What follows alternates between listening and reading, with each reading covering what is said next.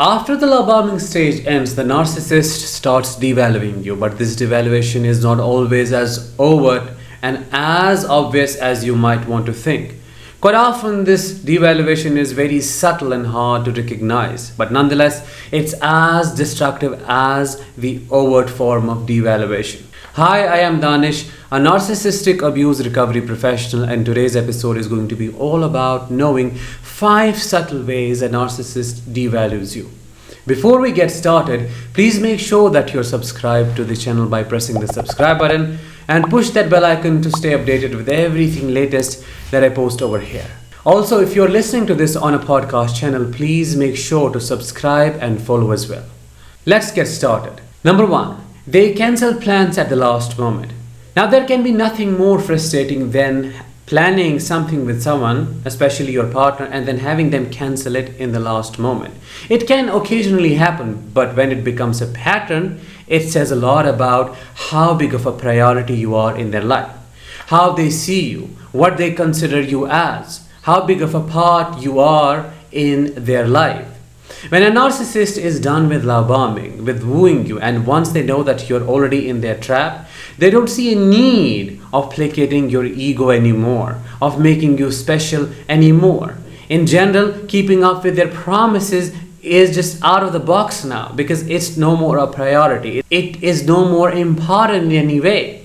They think that they can treat you in whatever way they want to and not show up, and you would be still okay with that treatment, because now that it's hard for you to leave the relationship already, now that you have fallen for them, they would show their entitled grandiosity and manifest it through their behaviors in whatever way they want to, and you would be still okay with it.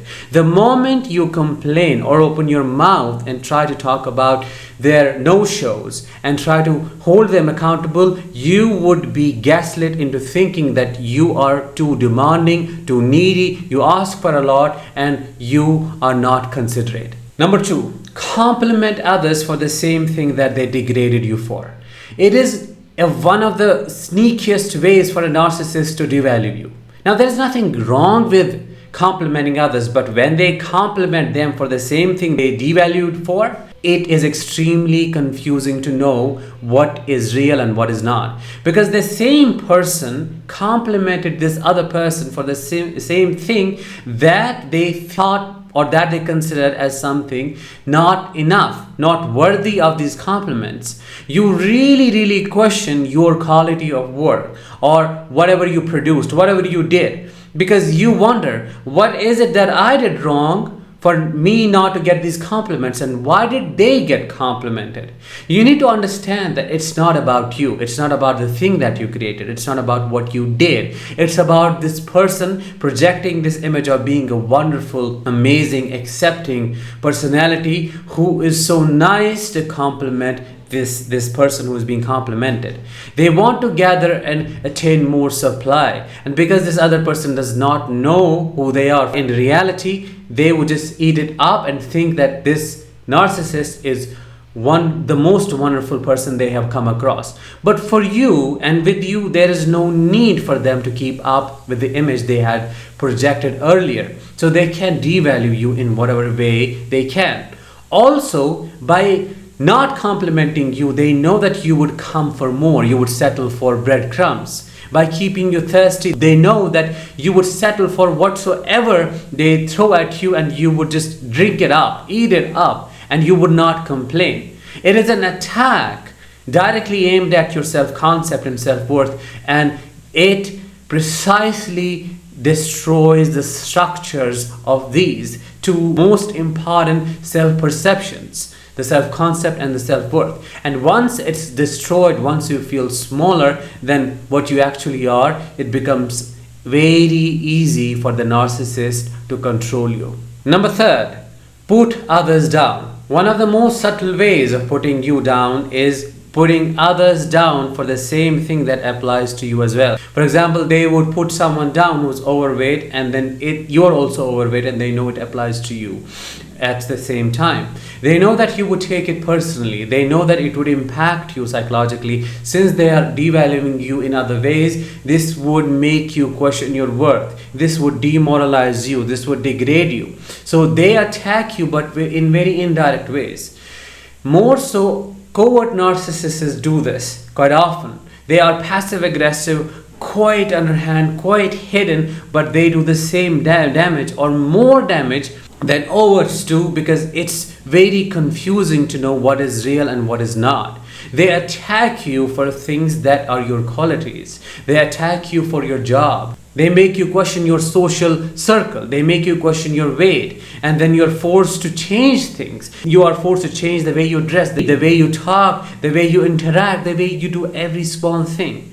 None of it was the issue in the beginning of the relationship, but now it has become an issue because they have to make you feel small. They have to isolate you from every aspect of your life and degrade you so that you fall for them and this devaluation, and make this person as the sole form of true feedback. It's a form of subtle brainwashing that happens, and this is how they gain maximum control in the relationship. Number 4, backhanded compliments. Narcissists, especially covert narcissists, are experts at covering their abuse with dark humor, with humor that doesn't make sense. They would say something nasty and soul-crushing and then would cover it up with a joke. They would say something like, I was kidding, I was joking. Why are you so serious? Why are you so sensitive? You are too sensitive.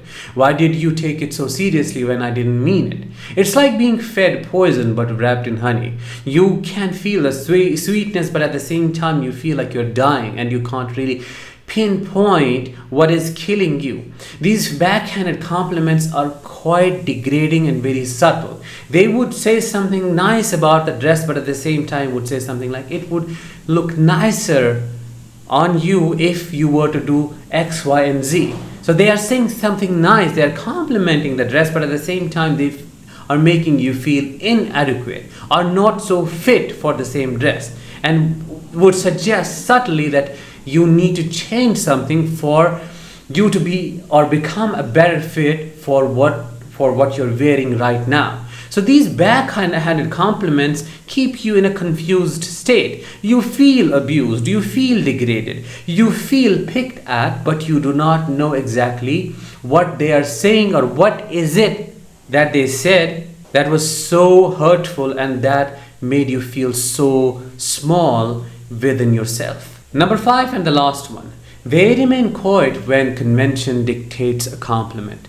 Now, when you compliment someone, you just express your gratefulness. You are quite appreciative of the work they have done. You are quite appreciative of the things they have done for you. It's the expression of thankfulness. And it makes you feel so good when you get a compliment from your partner, from someone you are closely related to. And the narcissist knows it quite well. They know that if they were to compliment you, you would feel so good about yourself. And they intentionally and quite sadistically remain quiet when convention dictates a compliment, knowing that you would beg for it, that you want it, and they won't give it to you, so that you would come begging to them, seeking that approval, seeking that validation and acceptance. For example, you have cooked a very delicious meal and everybody is praising you and your family and friends, but the narcissist remains silent intentionally, and silence speaks volumes. It is quite obvious that these people are pathologically jealous of you, and that is why they do not say even a word. I hope in this episode I was able to help you understand the different ways of subtle devaluation that happen in a narcissistic relationship. Drop your comments and let me know if you found this episode helpful. I will talk with you very soon in the next one. Till then, let the healing begin.